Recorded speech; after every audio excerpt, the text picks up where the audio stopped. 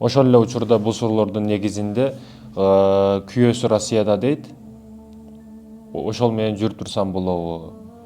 Бул кыянат. Күйөөсү Россияда, бул ошол аялбы, эжеби ошол менен кыянат кылып, мындайча айтканда, жүрүп турсам болобу деген маселени кылып туруп ушул сооппу дейт да. Жок, урматтуу, кимсиз, айырмасы жок. Ошол Россияда бирөө кетип калган же чет жакта иштеп жүрөт, күйөөсү.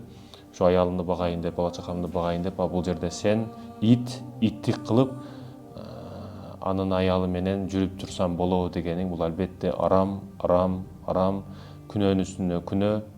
Балким ал сен жөн жүргөн жоксуң, ал сенин балким таанышың, досуң, сен ошондуктан тааныйсың, ал сени таанып туруп ошону айтып атасың сен. Кайсы бетиң менен көгөрүп кеткен бетиң менен айтып атасың, мен билбей атам, түшүнбөй атам. Сенде эркектиктин эси дагы калган эмес. Сен катынсың. Болгону сен өзүңдүн жыргалчылыгыңдын, нафсинин кулу болуп калган адамсың. Бул жолунан кайт. Бул эң ката, эң туура эмес, түз эмес иш. Башыңа бале болуп кайтат. Сен дагы эртең Россияга кетесиң. Тагдыр мажбурлап коет. Башкалардын бирөөнүн аялы кетип калса, ал менен жүрүп турсам, бул не дегениң сөзүң? Бул кандай түшүнүш керек буну? Урматтуу эже карындаштарым, мындай эркектерден күйөөңүз кетти бир жака сапарга, сизге ишенип кетет.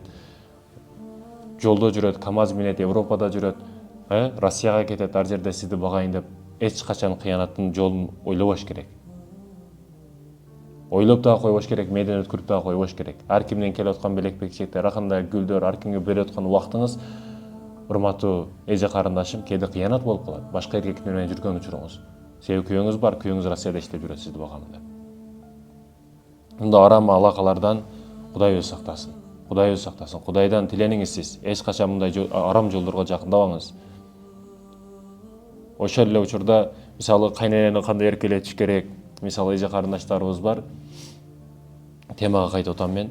Кайненени кандай эркелетиш керек? Мисалы, өзүнүн жол башчысы бар, өзүнүн жанында жүргөн эже карындашы бар, бардыгын көңүлүнө алат, бирок кайненесин көңүлүнө ала албай калат да кээде. Бирок ошол эң биринчи сиздин күйөөңүздүн ата-энеси болуп атат. Ата-энесин эч качан кече албайт. Демек, анын көңүлүн алышыңыз, кааласаңыз, каалабасаңыз шарт. Ушул шок балам, сизди өзүңүз сулуулугу дагы, шоктугу дагы бүт өзүңүз деп мактаганды билиш керек. Кайнененин көңүлүн көтөрүш керек, көңүл алганды билиш керек.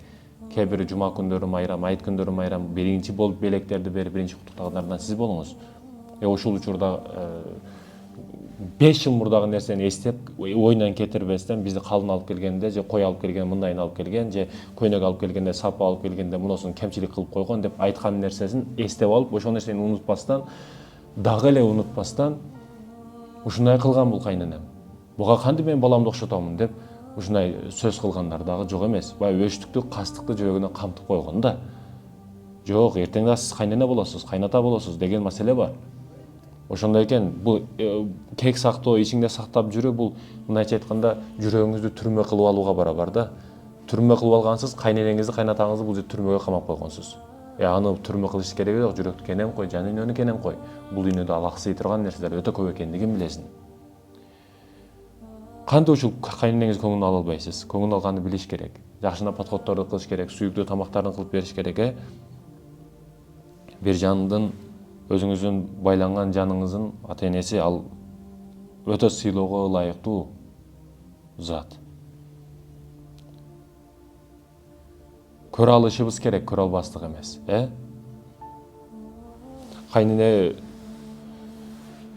Кайненем, мисалы айтат, кээ бирөөлөр кайненем эркелетип баламдын тарбиясын бузду дейт да. Кайненем баламды эркелетип жүрүп, ар нерселерди айтып жүрүп, тарбиясын бузду дейт. Жок, мисалы чөйрөдөгү балдар менен сүйлөшүп калсаң, кээ бир учурларда мен ошол чоң апамдын колунда, энемдин колунда тарбиясын алдым, чоңойдум дегендер, алар өтө күчтүү, сабаттуу болушат, тарбияны жакшы алган болушат. Аларга сиз болгон жакшы көз карашта болушуңуз керек. Сиз бул жерде бере албаган нерсени ал ошол кайненеңиз берип коюшу мүмкүн. Тарбиянын эң туу чокусун берип коюшу мүмкүн. Ошондуктан кээ бирөөлөр айтат, кайненем эркелетип баламдын тарбиясын бузду дегендер жок. Байкайсызбы, ушул сүйлөшсөңүз көп, ошол энемдин колунда тарбия алдым дегендер, жазуучулар, башкалар, өтө көп болот. Ал тарбияны бузбайт, тарбияга жардам берет. Кээ бир аксакалдар бар, энелер бар, келип эле улутуң кайсыл, Кыпчактансыңбы, башкадансыңбы, неденсиң сен деп отуруп ардекелерди айта берет да. Бирок ошол эле учурда сүр качан келет? Диний болсо ал аксакалда, ал энеде, өзү тарбиялуу болсо, өзү үгүт насааттуу болсо, үлгүлүү боло турган болсо, анан бирөөгө бирдеке бере алат. Анан келип эле жагынан кармап, улутуң кайсы, каяктансың, несиң деп сурай бергендин кереги жок. Кээ бир учурларда динден тарбия бериш керек, балдарга туура тургузуп алып. Бул нерселер пайдалуу, сизде аксакалдык нур жүзүңүздү көрсөтөт. Болбогон нерселерди айткандын эч бир кажети жок, кереги жок.